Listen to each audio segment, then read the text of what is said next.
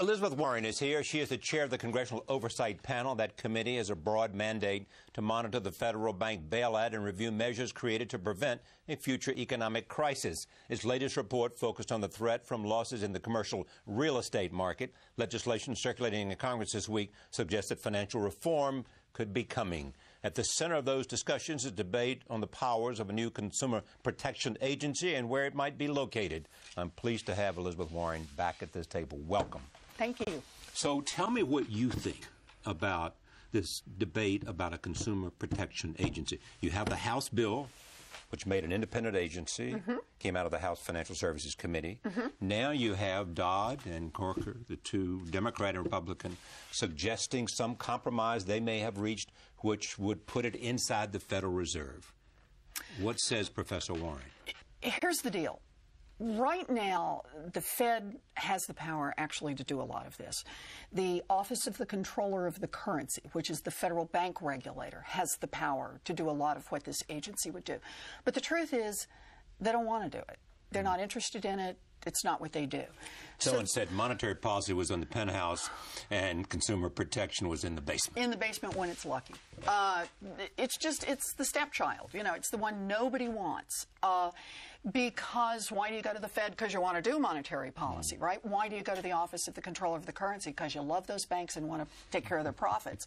There's nobody in Washington who's focused on the economics of the family, who's focused on these consumer products. This is credit cards. Credit cards, mortgages, car loans, check overdraft fees.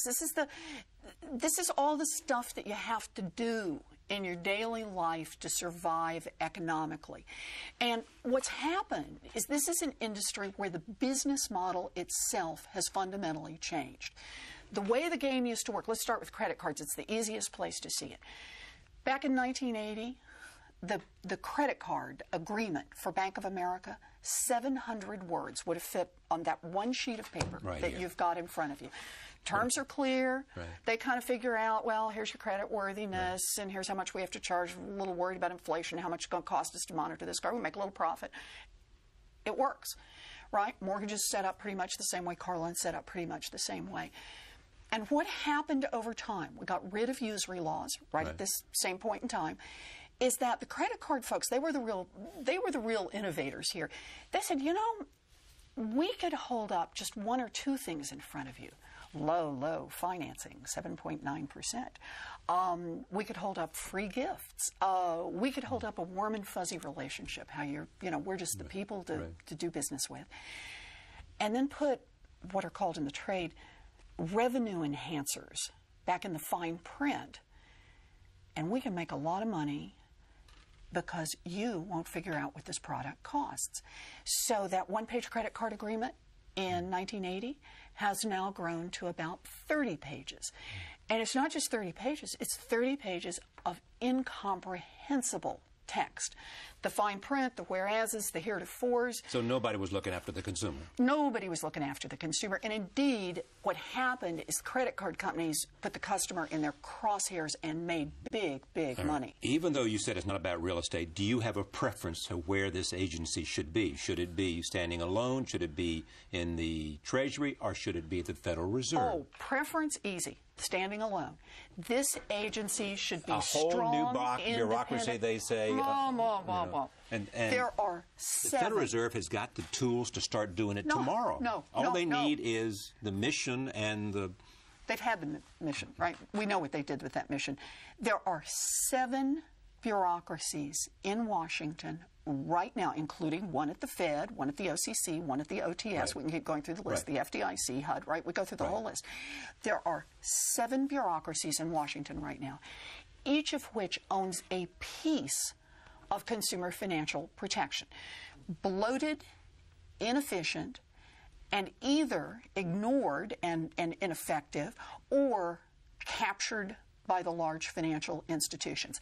A fractured, bloated, overly fat, I just don't know what else to say, regulatory system is what we've got now. It works very well for the large financial institutions because it means no effective regulation. What I want, this agency comes with a pair of scissors It takes it out of those 7 agencies. Puts it in one place. Shrinks okay, it put down, it in one place and put it in the and Federal make it Reserve. effective. You need someone. Take all that, put it in the Federal Reserve, give them the authority, give them the money, give them the staff, give them the whatever they need. You've got to have an agency that's ultimately independent, whether it's located within the Fed, whether it's located within Treasury, whether it's located within the Department of Agriculture, or whether it sits in its own separate place. The key is whether or not it is functionally independent. Does it write its own rules? Does it enforce those rules? And does it have access to a budget that's independent of the folks who want to smother it? So what do you think is going to happen? I don't know. Politics is going to happen. Politics is already happening, Charlie. Let's be clear here where we are. This is an agency that just makes sense. It's about readable credit cards. It's about readable mortgages. It's about prices that are transparent. This isn't liberal or conservative. The American Enterprise Institute, very well respected, very conservative, has put model 2-page mortgage agreements, 2-page check overdraft agreements on its website. Its separate think tank group said a consumer agency makes sense to get the market working again. So this isn't, a division of ideology. This is about bank lobbyists.